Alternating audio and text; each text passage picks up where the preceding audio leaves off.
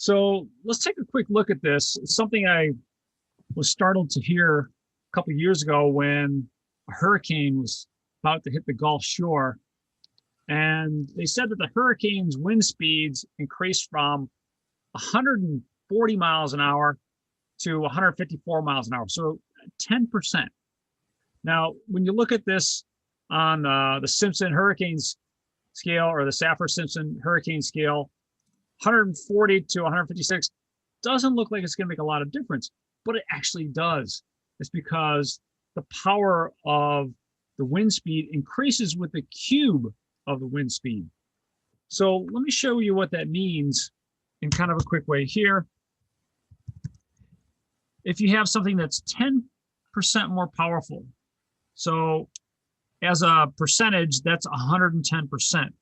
When I cube that, I get a result of 1.331. Basically, when the wind gets 10% faster, the hurricane has 33% more power, a third more powerful. And when you're talking about something that's already a category 5 or, a strong category 4, that's huge. Now, where does that fit in with today? Well, this is kind of a throwback to your last section. The power of a hurricane is proportional to the cube of the velocity. But if I wanted to solve for the velocity in this equation, if I could measure the power, then I would get that the velocity is the cube root of P over K. And what I'm doing in a fancy way is just saying, look, there's places where you're going to run into a cube root. And so let's practice calculating some cube roots. So I'll start out with 27 over 343. Now, hopefully you have a graphing calculator handy. If not, I'll show you how to do this on Desmos. And in fact, one way you can do this is just take the cube root of both of these, like this. Cube root of 27 is 3.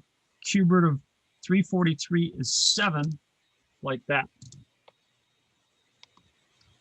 Well, let's see what it's like on the graphing calculator, because a lot of us probably aren't going to do these things in our head. So let me clear out a couple things here. To find these numbers on your graphing calculator, you're going to go to the math key.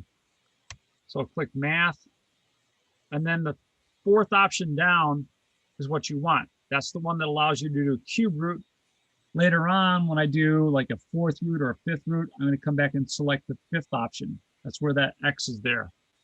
It allows me to do the X root, whatever power that I want to choose. So right now, math, and then 4. And I'll type in 27 divided by 343. And I'm not going to get a nice number. I'm just going to get this ugly looking decimal number.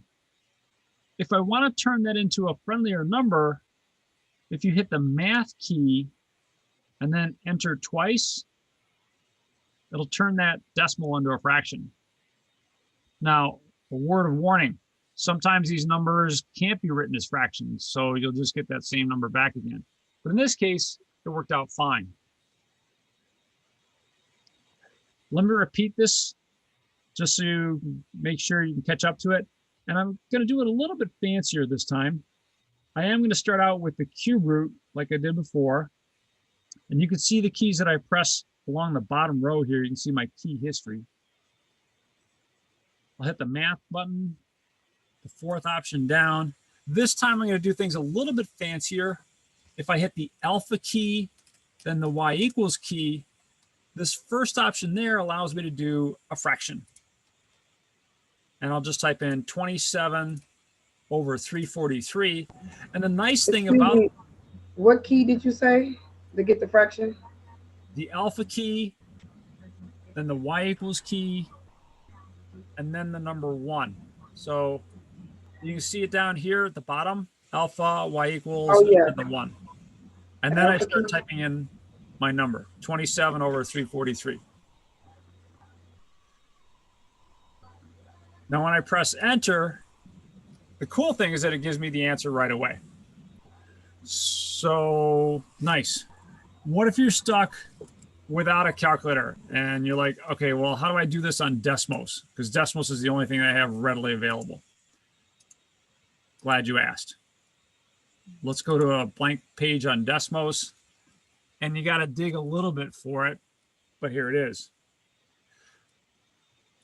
Click the keyboard. One of the options there will be functions. Click that. So the keyboard and then functions, and then miscellaneous functions is what we want. There should be one here with the nth root. So if you click that one, you can type in things like the third root of 343. And there you are. I don't know as though Desmos does answer to fraction like the graphic calculator does, but at least there's a little bit of a workaround here for you to get your roots. Let's practice this again with the fifth root. Excuse me, we'll do the fourth root of 625. So I'll write it down here. Fourth root of 625. And I'll do this one in Desmos. You can do it on your graphic calculator or whatever your device you've got. So once again, you hit the keyboard, then functions, miscellaneous, and this one. So I'll type in a 4 and a 625. Does anyone get the answer? 5. Yes, thank you. Nice even 5. So you should be able to get all these different answers for whatever cube root, fifth root, seventh root that I throw at you. Now, a lot of times we have to go beyond just finding a numerical answer and work with some variables. So if I call this example A, let me give you kind of an example B set of problems. And they're going to look like this. Cube root of A cubed would be kind of a friendly place to start.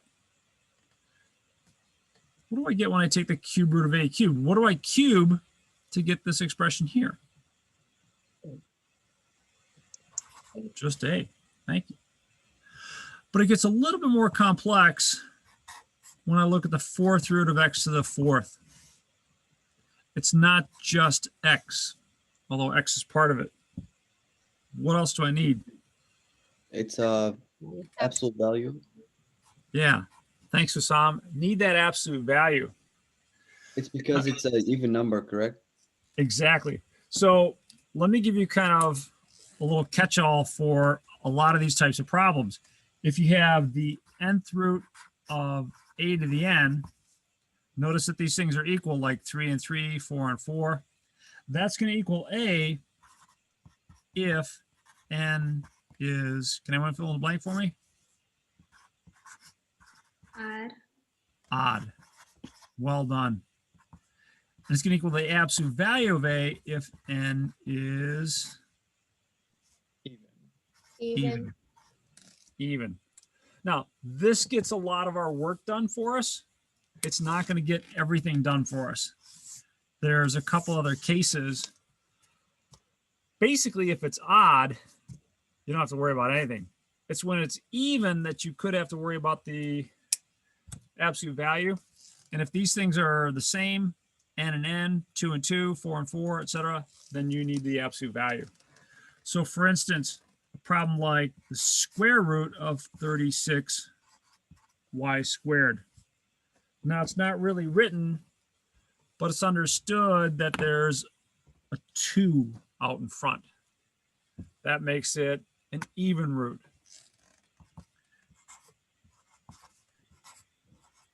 Like I said, we typically don't write that 2 out in front. It's understood. Well, let's take care of this one at a time. What's the square root of 36? 6. 6. Someone else for the square root of y squared. Y. Just y? Absolute value of y. Yeah, thank you, ladies. The absolute value of y. Now, if this were an in-class test and you wrote the absolute value of 6y, you'd you know, you may lose a point, you may not lose a point, I don't know, but it's not the answer that I want. It's not the answer that WebAssign wants. They're going to want this. So don't put that 6 in there. Now, where this gets a little tricky with the absolute values is something like this. The 4th root of a to the 4th. And before a to the, yeah, let me write that again. 4th root of, let's do b to the 8th. So sorry about that. Before I evaluate that, let me ask you kind of a prompting question.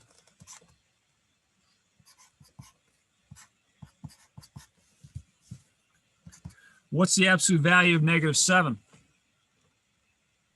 7. 7. What's the absolute value of 7? -7. 7 again. They're both 7. The absolute value always gets you a positive number, right? But here, effectively what I do, I just drop the absolute value, right? How can I just drop the absolute value on this one?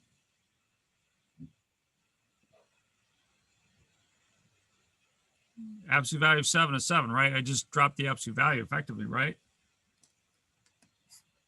That's because this is already positive. So I don't need the absolute values around it, right? It's like already positive, like, oh, well, why write the absolute values? A similar thing is going to go on here.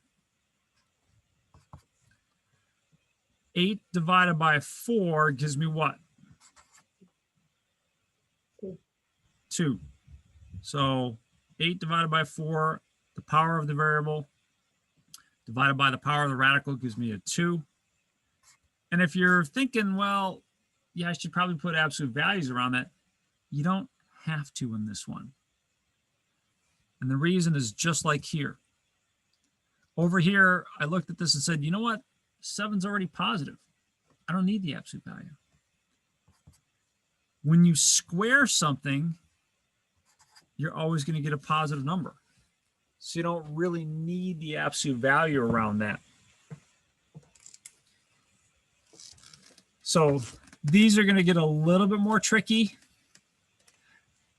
Basically, you're going to have an absolute value if this number is positive, excuse me, if this number is even and this number is even.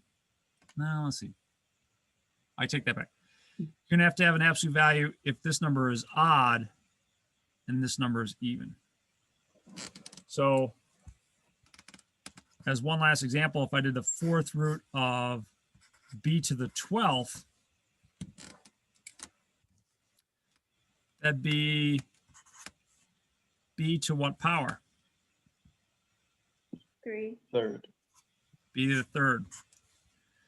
Now, when you raise something to an odd power, that negative that you might have here won't disappear like it will here. So you just leave it there. It's going to be a little bit harder than working with some of these other ones. Most of the variable type problems you're going to work with are going to be these, in which case they match and it'll follow this rule. The only other type of problem that you're going to run into that's going to require an absolute value is if that's even and this one up here, if that's odd, that's the other case in which you're going to need an absolute value. All right. If you have even and even, you're okay.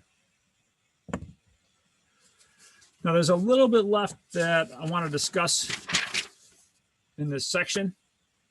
And let me do it this way. We'll talk about one other one of these types of problems that you'll see. So I'll call this one example C, and we'll finish up with domain and range real quick. Example C.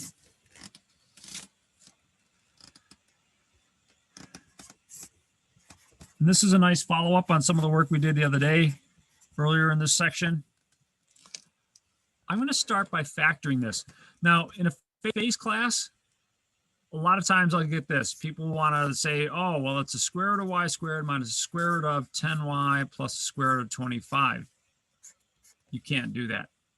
I know it's tempting. Is that 10y plus 25 or 10yt 25? Y plus 25. So Okay, sorry.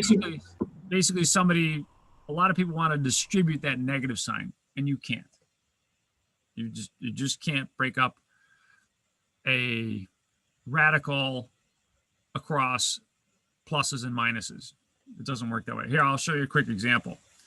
So suppose you had the square root of 25 plus 144. Let's see if I can break that up as the square root of 25 plus the square root of 144. Should I get the same thing, do you think? Let's find out. So on the one hand, I get 5 plus 12 is 17. But on the other hand, if I add these together, does anyone know what the square root of 169 is? Is it 13? It's 13. Thank you. And those don't equal, do they? And what that's saying is that you can't apply the square root to each of these individually. You have to work at it as a whole. So the trick in a problem like this one is to start by rewriting it. And I know I can factor this. This is the nice case of trinomials. It has to start with a y and a y. Since this is positive, I have to have something that multiplies to give me a positive 25. Both of these have to have the same sign. Either they're both negative or both positive. It ends up that they both have this sign. Two numbers that multiply to 25 and add to 10. 5. 5 and 5. Thank you. The important thing to see here is that you've got something by itself. So y minus 5 squared. And that becomes the absolute value of y minus 5. So you cannot do something like that. It just doesn't work. All right. The one last thing I want to do is remind you of domain and range. So let me do that.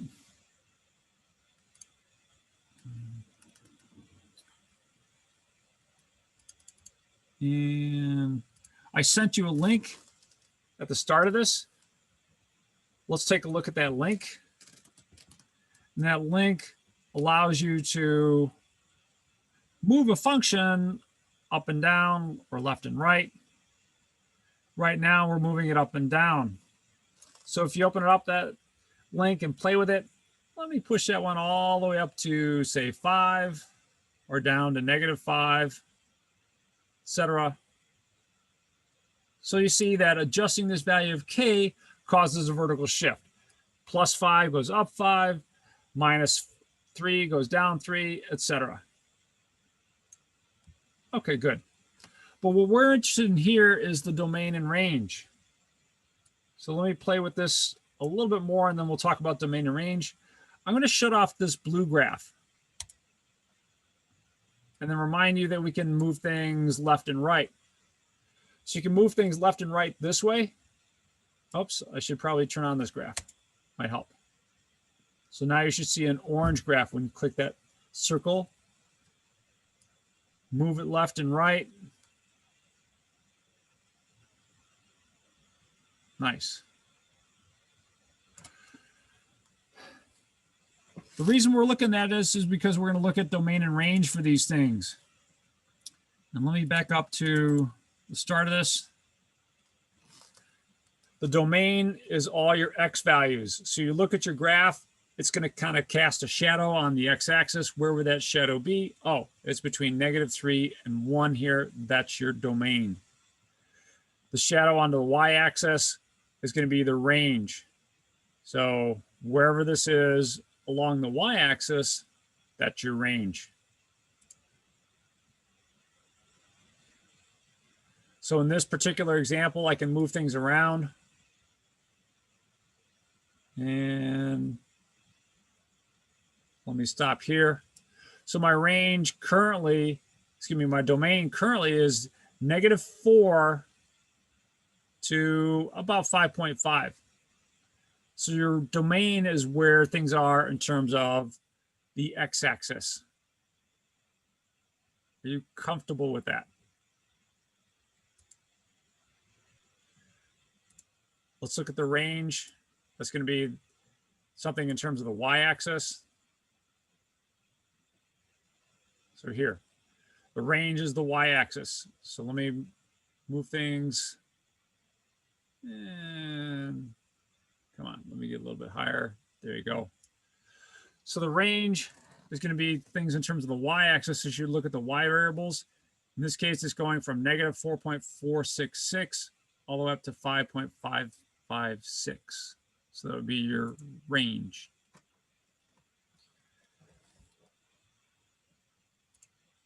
How does that apply to a problem like what we were working on just a second ago? Let's look at this one right here. Effectively, you're looking at the graph of y equals the square root of x minus 5. Let's see if we can't determine the domain and the range. If it helps you, you can shut off this red graph, which is your reference graph. That reference is just the square root of x. So I can get rid of that and just concentrate on this part. What would its domain be?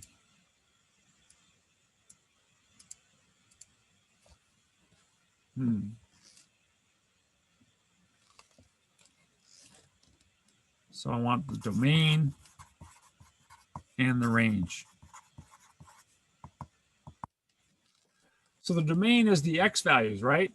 That's just where the graph is along the x-axis. Where does that graph start along the x-axis? At 5, +5. Good, +5. So it starts right here and it continues on and on and on forever to the right. So 5 to what? Positive infinity. Awesome. Thanks, Enola. 5 to positive infinity. Now, should that 5 get a bracket or parenthesis? Don't make Zanola do all the work. She's done a great job. Bracket. Bracket. Yes. So it should be 5 to infinity like that. Are you comfortable with the domain on that one? Let's take a look at another one or another part of this, and that is the range. The range is the y values. So the y values, where do they start? Where do those y values start? 0. Start at 0 and they go up and up and up and up. They go up kind of slowly, but they do go up and up and up. So 0 to infinity. And 0 gets a bracket, just like the domain did on 5. Now, just kind of a quick FYI, this might be handy for one of your homework problems. Another way to get the domain is to just look at this expression and say, you know what? I want this to be greater than 0. If it's less than 0, if I have the square root of a negative number, you remember what I get in that? Narn, right? Not a real number. So I want that x minus 5 to be greater than or equal to 0, which means x is greater than or equal to 5. And that's exactly what we found from our domain, just by looking at it. And if you're clever, you realize that, oh, if I have a problem like square root of 4x minus 28, and I can't envision what that looks like too easily, and that's supposed to be a 28 up there. If I can't envision this too easily, I don't need to. To figure out the domain, I just need to make sure that this expression, or in this case here, is greater than or equal to 0. Or 4x is greater than or equal to 28, or x is greater than or equal to 7. 7. or in interval notation 7 to infinity. Nice. How would you find the range for that one though? The range, you'd have to probably look at a graph. Yeah. The range, this is just going to result in a horizontal shift. So it's not going to shift things vertically. So the range would still be 0 to infinity. And you could look at the graph for the range. Let me just take and use this one here. That's a great question. So if I replace that x with a 4x minus 28, notice what you see about that graph. That graph starts right here at 7, just like we predicted. So that's your domain. Yeah, it's a great question. The range, you know, I don't think I can offer you much other than you're going to have to think about the graph, maybe graph it. But one thing you could notice is that all we did effectively was shifted it to the right so that it still starts at 0. So its range is going to be the same. We're not going to make a big deal about finding the range on that part of it from these kinds of problems. But I appreciate the question. Thank you. Anything else? Okay.